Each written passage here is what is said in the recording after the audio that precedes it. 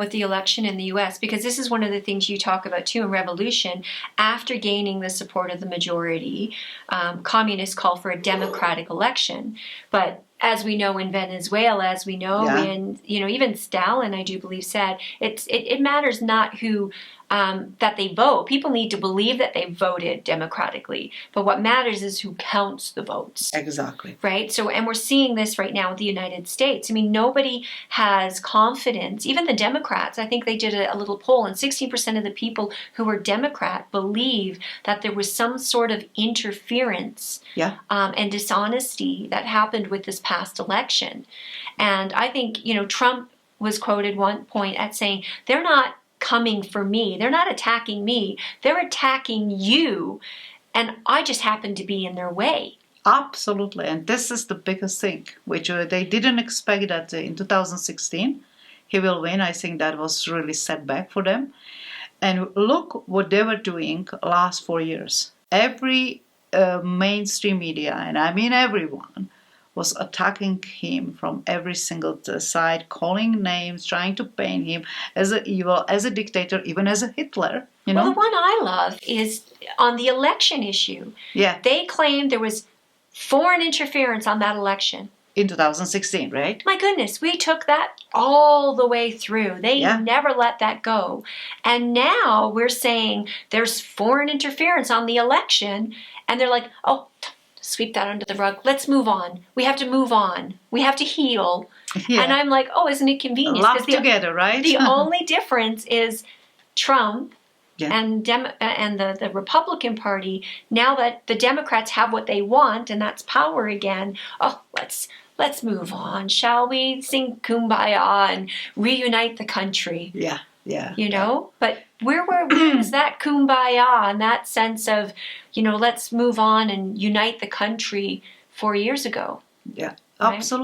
Absolutely. You see, this is what they were doing. And so what they were doing, they were literally trying to assassinate his character. Mm-hmm. And I would say that was like a form of hysteria, and big time, So I think that around half of people who vote for Biden, they did not vote for Biden. They vote against Trump. They just gave into this propaganda. Well, this is a problem with the party system. And I've never been a big fan of the political party system because I lived in the East. People vote Liberal.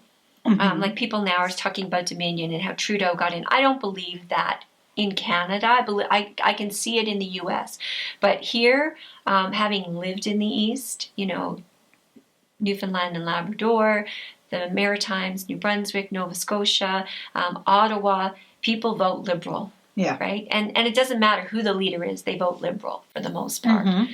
So, I can see it as being an honest. He won the election regrettably, which is what scares me a little bit more.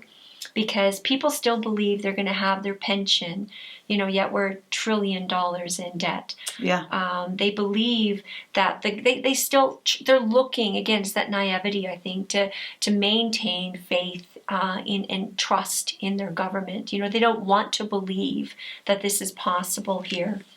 But you laid out in your revolution here, private businesses obviously are seized. Even better, would just shut them down before. Yeah, exactly. Right? Make them dependent upon government. Yeah. Ask them to take a loan, Yeah. And in exchange of ownership, let's go, right? Yes. And the Great Reset is already claimed and spoken about. They will have stakeholders. Mm-hmm. Those stakeholders are the big companies. They're not the little guy. Yeah, right. Exactly. And yet people are voting for this, but yet the little guy, they are the enemy number one. Yeah. Right. To the and so the fulfilling, bringing communists to power. You talk about, it really becomes about loyalty. And this is where you also talked about the useful idiots again, because those useful idiots at one point in this process will be replaced by loyal communists, as they get established. Yeah. Right. And this is what, I was telling in my article and also in my interview with Daniel Smith. Once they come into power and then they don't need anymore to play any games. They don't need to play to be nice because they have a power, they have a control. They execute or jail not only opponents, but also the biggest supporters. And the reason is because lots of people, which they support them, they believe in their heart that they are supporting justice, social justice, not a key word which communists they use. And then all of a sudden, they will find out that they've been used to bring dictator in power. Well, those people, they definitely will try to form new dissident movement against this dictator. So they have to be executed. Yeah. And that would happen in every single country where communist dictatorship took over. It amazes me that people just don't know history. People don't remember history, and they're not taught history anymore. Because for anybody, and I don't care what age, in a free society, to believe that socialism, communism is a better system, and it's been done. It's been done historically, Vietnam, Venezuela, Russia, China, the list goes on. And every single time is a wake of destruction, poverty, death. 100 million people, more than the Great Wars, have died at the hands of socialism, communists, than full-on bloody wars. Yeah, absolutely. What lots of people, they don't understand is that after day A, then there also will be day B. So what are consequences if that would prevail? As I said, we are in the last stage, revolution. But I would like to show people what is happening or what will happen if we will get there. Because now we have also still people on standby, like observers. They don't think that this will touch them. Oh, it will. Well, freedom dies in silence. Exactly. And there are literally consequences for their professions. So any profession which has direct impact on public will be under control. Let's start with media. Health, media, education. Education, teachers, media, they will need their license. Lots of them will be shut down because they will be announced that they are only promoting hate speech. So if they wanted to question something, bring different perspective, that would be labeled as a hate speech. Okay? And if they wanted to still exist, they have to start to report about big party, like in book 1984, something like that. Yeah, George Orwell, 1984. Exactly. So they have to only speak the way, just like big party, like it. And everything will be censored, filtrated. That's the media. This also includes film industry, writing books, anything, just anything what represent media. Teachers, well, they will have duty to control students. Okay, they have to basically split families. They have to, in some way, turn children against parents if parents, they have different values. Well, look at what happened in the United States.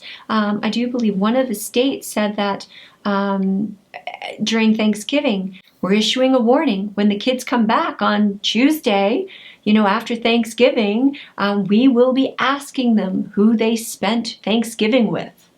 You see? The snitch line. Snitching, yeah, that was, and Russia was the master of that. Not only Russia, I can tell you, we had that lot in Czechoslovakia. Snitches absolutely everywhere, and we hate them. We knew about them. And they even didn't try to hide, because they've been quite sure that nothing will happen to them. And this is, Nazi Germany. Let's talk about Nazi Germany for a second, because people go, how could good people, how could they ever have allowed that to happen?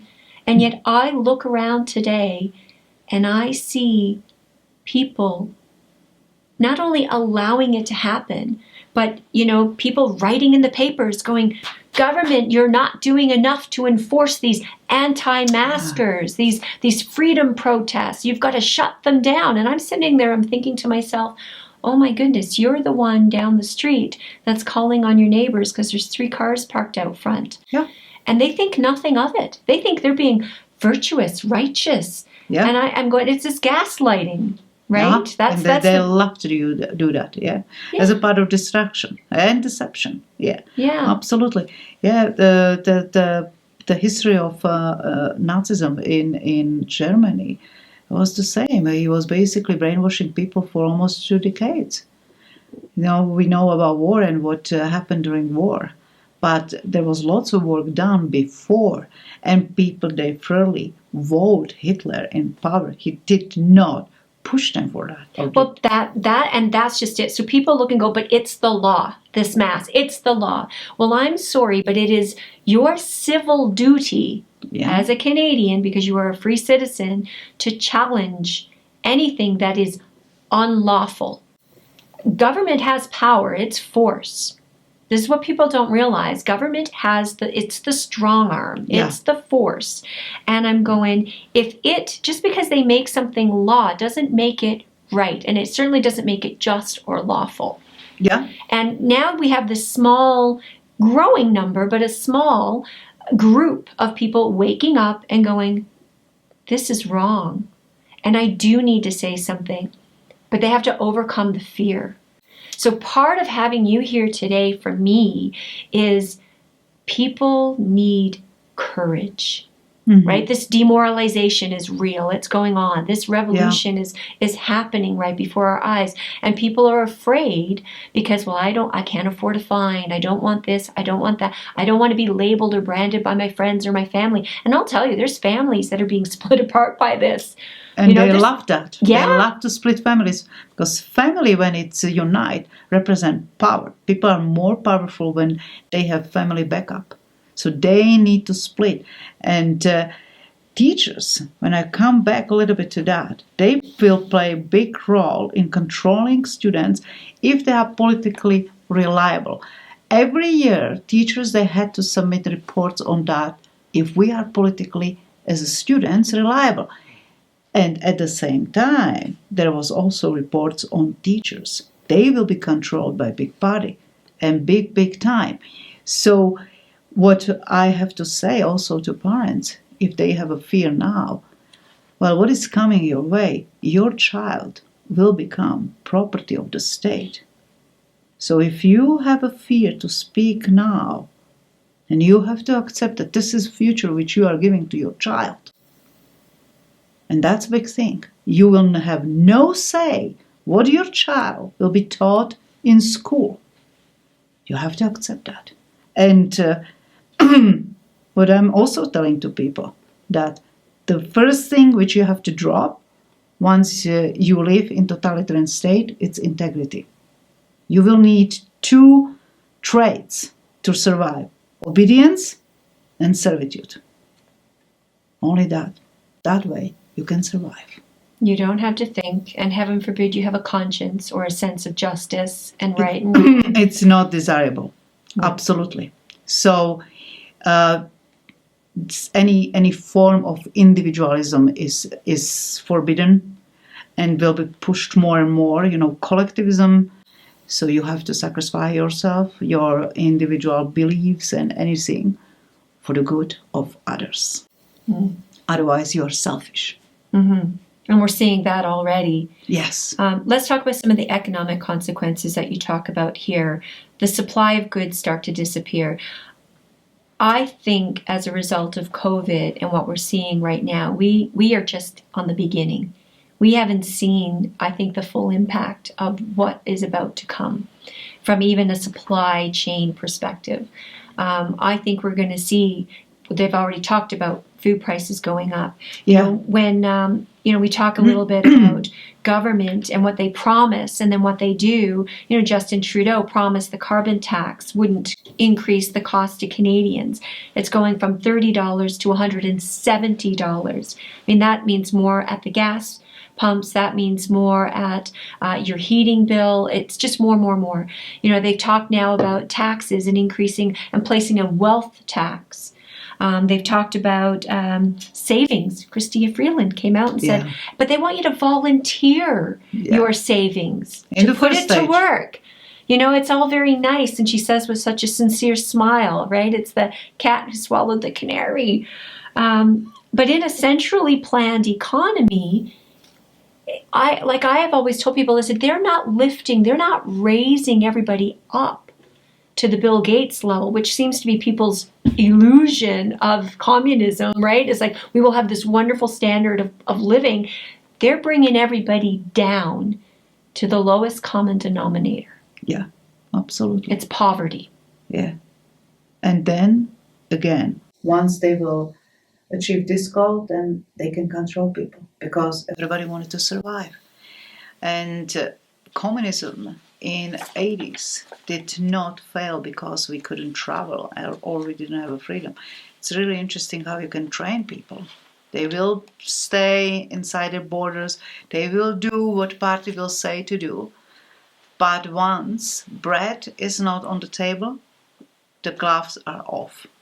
Because survival, then real instinct, not pretended survival, like they are pretending with climate change, but real survival, because you don't have a food, you have nothing to give to your children. We know not only about lineups for basic groceries, for milk, bread, toilet paper, yes. Just now, the fact that they're training people to line up. Yeah. You know, Jason, my husband, had visited Russia, and he's like, OMG, this is exactly what we saw in Russia. You would go here, then they would take you to there. You never touched the goods. Then you got to here. And it was this progression again of these lineups. And again, not people, you know, but one at a time. Yeah. So this, you know, it is a psychological warfare and indoctrination of all one the way thing along. at a time. Yeah. So you accept more and more. Oh, because we have virus, we have to keep distance, only 15% people they can be in store. That means you have to be out, you have to in lineups. All of us, we are in, except, right, always elite. They are out. So, no, but people, they're concentrated on, oh, I've been told, I heard in news, and everybody's saying, so probably this is true. It's a law, just like you said, right? And I have to follow law. Well, people and are good. They take advantage of that natural goodness and I think altruism that people do have. And nobody wants to be on the wrong side of the law, including me. Yeah.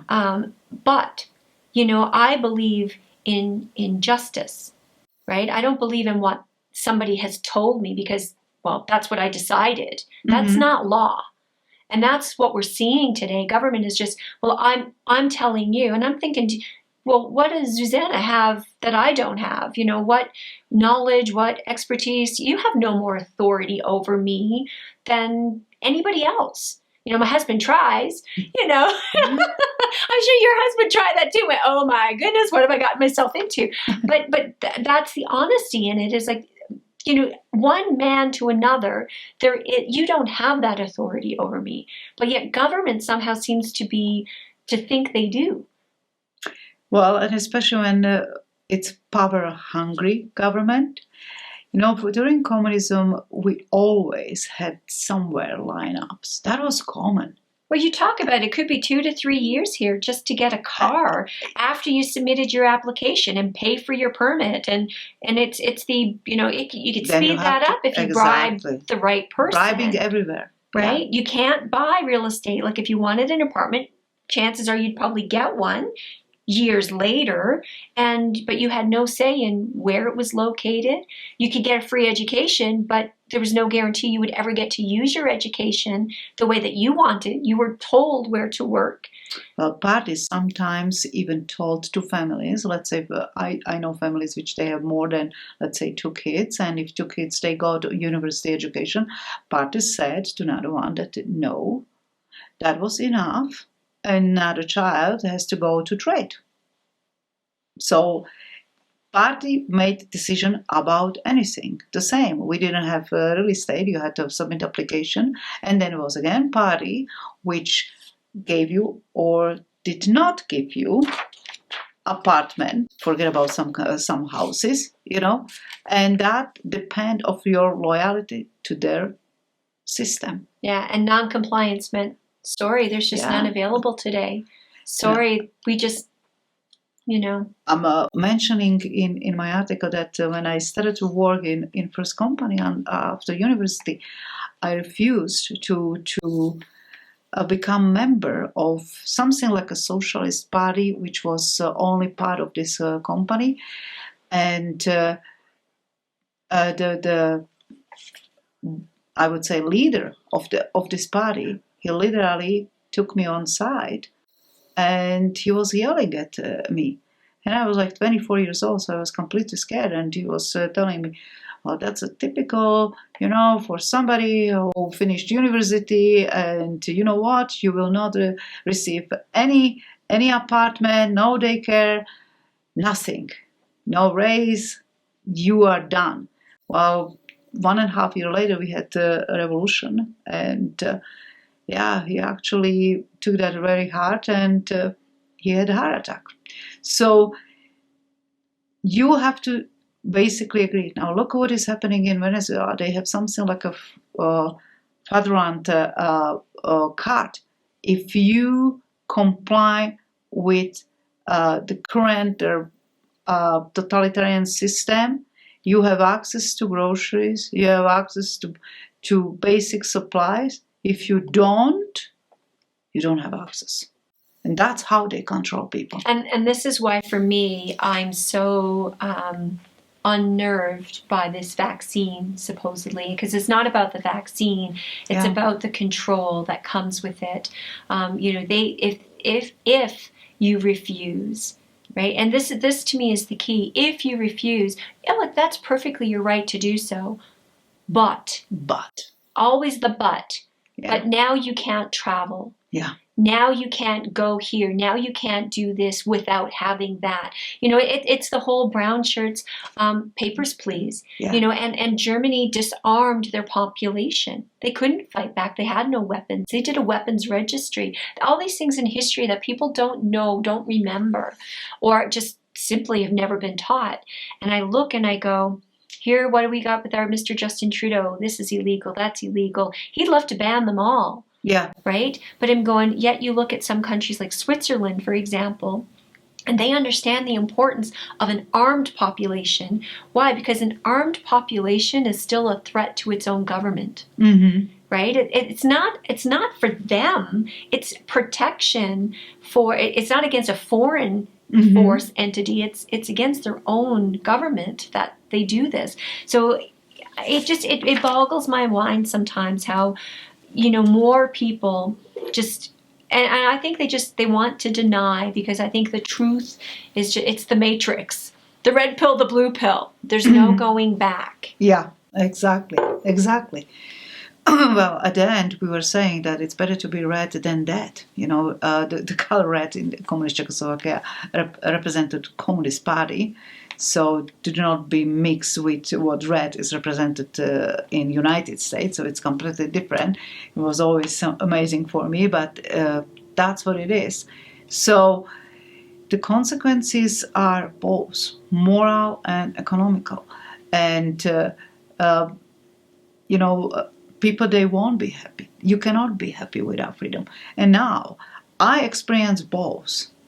I experienced totalitarian system, and I definitely felt that I lived in freedom. I don't feel the same way even now, the way how I felt 10 years ago in Canada. I already feel censored. I already feel trying to silence me, and that my personal freedom is taken away. What is happening now around COVID, it's absolutely terrifying. What is happening with vaccine, I'm questioning why you are pushing. Why all of a sudden, again, this massive, hey, this can be over. I already received a few emails. Yes, you're absolutely right, Nadine. They will limit you, restrict you if you will not take vaccination. So you are free to choose. Far from that. Your choice is again taken away. And you can be represented without a vaccination as something like an enemy. It's somebody who will... Well, you're a threat to society. Exactly. You are a threat to the society. But yet, the way that, a vaccination should work, well, if you're exposed, you're vaccinated. So you should have no worries. I'm the one who should be concerned. Yeah. And yet it's the upside downness of the left. Look at what they say and then look at the opposite for the truth. This is what I'm telling sometimes to people, and that applies also on personal level. Well, don't pay attention to words, pay attention to actions if you wanted to know it's true. So what far left and communists, what they are saying and what they are doing are two different things. Mm-hmm. So we've said a lot, and I'm sure there's a lot more we could do, but you have 2 minutes. What would you like to say to Canadians and to the people watching?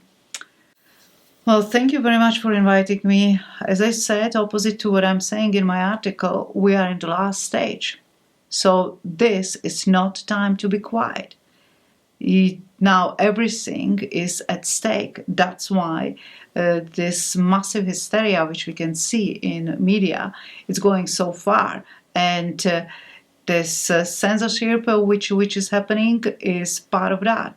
So I think this was Einstein who said that evil it's not done by those who are doing evil, but by those who are not stopping evil or who are just watching that without doing anything. We have to speak, we have to challenge. Yes, we are in the last stage. We still can turn that. That's my basic message. Because what is coming, it's not pretty, and we have duties toward our children and future generations. Freedom dies in silence. Yes, exactly. Exactly. If you enjoyed this episode, please hit the subscribe button, hit the notification, share with your friends and family.